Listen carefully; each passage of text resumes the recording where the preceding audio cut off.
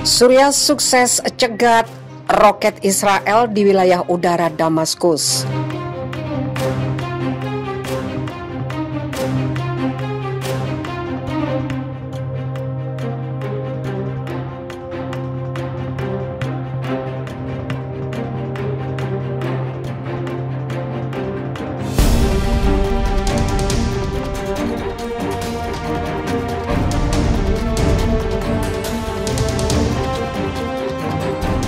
Kantor berita Sana melaporkan pertahanan udara Suriah mencegat dan menghancurkan roket Israel yang diluncurkan dari arah Lebanon dan dataran tinggi Golan.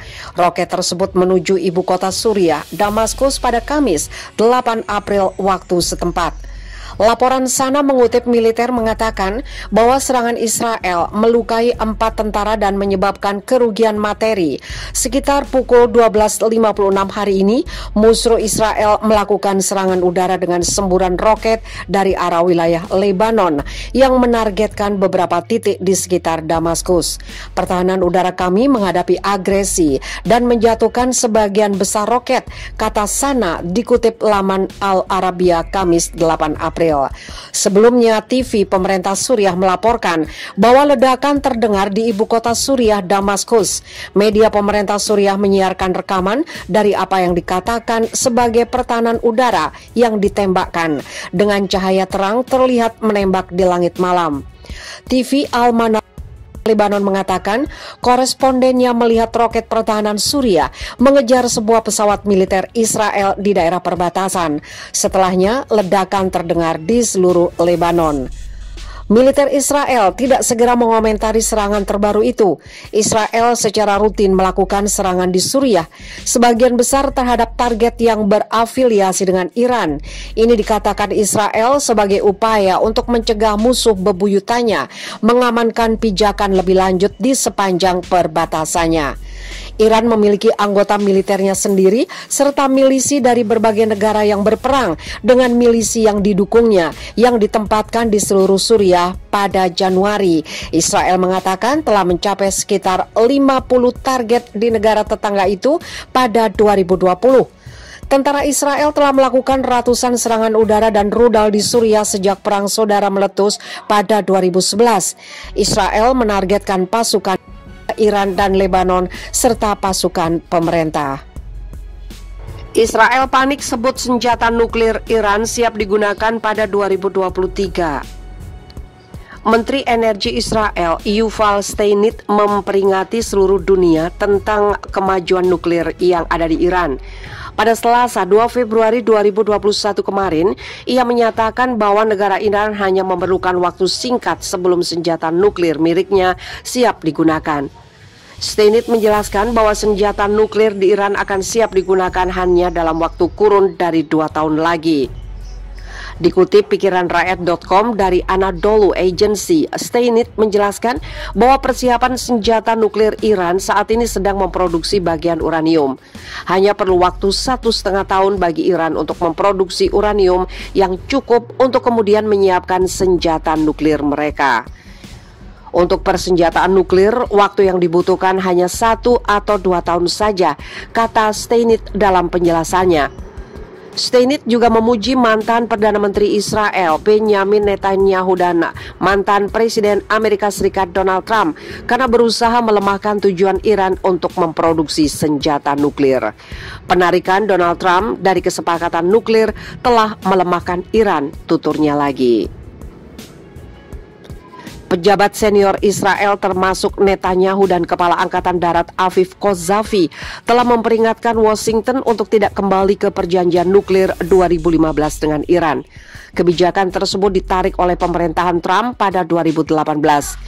Israel dengan keras menentang perjanjian yang dicapai oleh pemerintahan mantan Presiden Amerika Serikat Barack Obama dan negara-negara besar dengan Teheran terkait program nuklirnya pada tahun 2015. Pada November, Presiden Iran Hassan Rouhani bergabung dengan pejabat senior Iran lainnya dalam menuduh Israel membunuh ilmuwan nuklir termuka.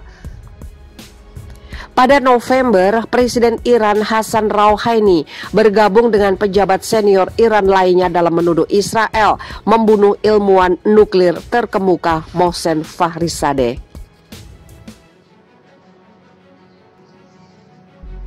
Dikenal perkasa di Timur Tengah, ternyata militer Israel pernah kalah perang telak lawan negara ini. Israel yang memiliki militer paling perkasa di kawasan Timur Tengah ternyata pernah kena batunya. Mereka harus angkat kaki dari wilayah Lebanon Selatan pada Rabu 24 Mei 2000 pukul 6.42 menit. Tentara Israel terakhir meninggalkan bumi Lebanon yang mereka duduki 22 tahun sebelum sebuah gerbang perbatasan kedua negara digembok. Itulah kekalahan terbesar Israel, sebuah negara Zionis yang didirikan melalui konspirasi oleh penjajah Inggris di tanah Palestina pada 1948 silam. Untuk kesekian kalinya, mundurnya Israel membuktikan kemenangan perlawanan rakyat atas invasi militer sekuat apapun. Penarikan itu memang tidak sampai mengubah peta persaingan otot militer Israel dengan negara-negara Arab lawannya. Dengan sokongan Amerika Serikat dan jaringan Zionis internasional, Angkatan Pertahanan Israel memang masih yang paling unggul. Tapi para pengamat melihat penarikan itu jadi momentum besar bagi maraknya kembali gerakan gerilya, terutama oleh Palestina.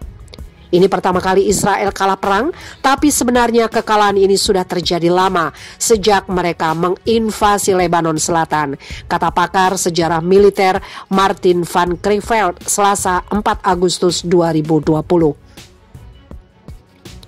Seperti Amerika Serikat di Vietnam atau Rusia di Afghanistan, Israel tidak bisa menang menghadapi perlawanan gerilya Hizbullah dan Amal yang mendapat dukungan rakyat setempat. Lanjutnya, di Amman, Yordania, media massa merayakan penarikan Israel sebagai kemenangan seluruh dunia Arab dan masyarakat Islam internasional.